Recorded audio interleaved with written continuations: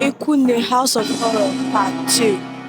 The first weeks were difficult. Ikwunne suffered nightmares and flinched at sudden movement.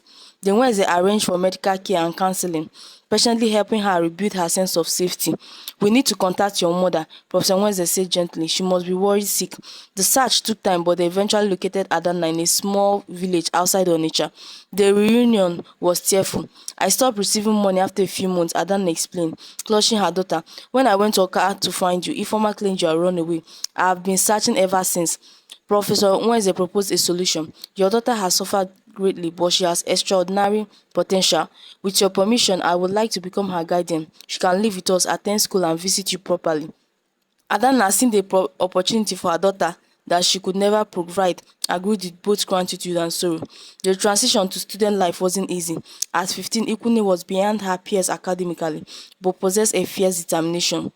Then Wednesdays enrolled her in a good secondary school, arranging for extra tutoring. "You must channel your pain into purpose," Professor Wednesday advised, "not to forget what happened, but to transform it into something meaningful." Ikwunne threw herself into her studies with singular focus. Books became her refuge and learning her revenge against those who had tried to dim her light. By her final year of secondary school, Ikwunne had not only caught up but excelled, particularly in debate and literature. Her experiences had given her a powerful voice and perspective. "I want to study law," she told Professor Nweze. "I want to help children like me, children without voices." Professor Nweze smiled proudly. "I had a feeling you might." The day Ikwunne received her admission letter to the Faculty of Law at Nnamdi Azikiwe University was one of celebration. Now 19, she had blossomed into a poised, articulate young woman whose past suffering was visible only in the occasional shadow that crossed her expressive eyes. Law school challenged and changed her. She specialized in family law and child protection, writing her thesis on strengthening legal frameworks for domestic workers and vulnerable children in Nigeria. During her internship at a legal clinic in Onitsha, Ikwunne encountered many children in situations similar to her own past.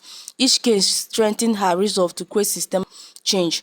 "The law is powerful, but it's only as good as those who wield it," her mentor at the clinic told her, "and you, Ikwunne, wield it with both passion and precision." Her phone rang. Professor Nweze, now the Dean of the Faculty of Law. "Are you certain about this, Ikwunne?" The woman who had become her second mother asked. "You have built a good life, revisiting the past." "It's time," Ikwunne replied firmly. "Not just for me, but for every child suffering in silence." The investigation had taken months of careful work. Ikwunne had discovered that Ifeoma and Emeka had cycled through numerous house helps over the years, many of whom reported similar experiences of abuse. Today, she'll be filing formal charges against them: child abuse, labor exploitation, and in Emeka's case, sexual assault of a minor. The courtroom in Oka High Court buzzed with tension. Ikwunne sat at the prosecutor's table, her posture erect, her expression composed. Across the room, Ifeoma and Emeka sat with their lawyers, shock still evident on their faces. They had been stunned when served with the court papers, unable to reconcile the Polish lawyer before them with the frightening girl they had tormented. Judge Obiora called the court to order. This is a preliminary hearing in the case of the state versus Ifeoma and Emeka Okonkwo." Ikwunne rose. "Your Honor, the prosecution is prepared to present evidence of systematic abuse spanning more than a decade, involving multiple victims, but centering on the case I know most intimately, my own." As she outlined the charges, Ikwunne felt a strange calmness. This wasn't about revenge, it was about justice, not just for herself but for every vulnerable child placed in the care of those who abuse their power.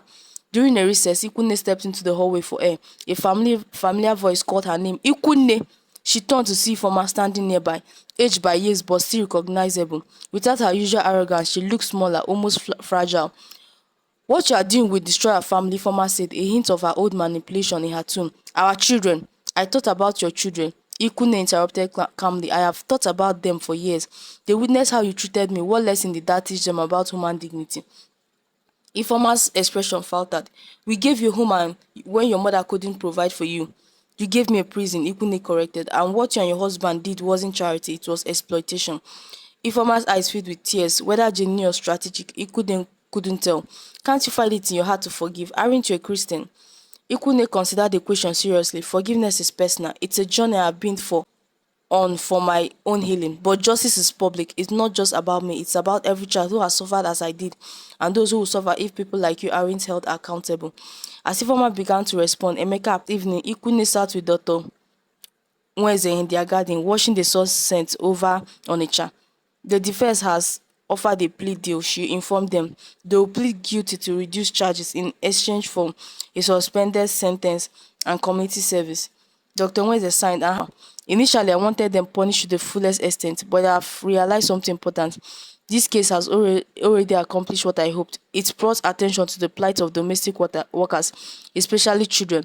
The media coverage alone has sparked a public conversation. She paused. Ikwunne smiled.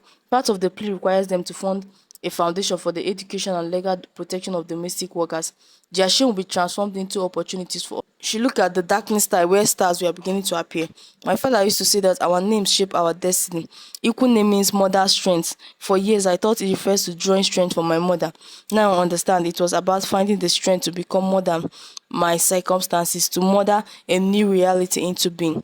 In the distance, the light of Oka twinkled like earthbound stars, a testament to the fact that even the darkest night, brightness returns. And Ikwunne, whose journey from darkness to light had transformed not only her life but potentially the life of countless others, embraced both her past pain and her future purpose with same unwavering courage that had carried her from house girl to advocate, from victim to victor.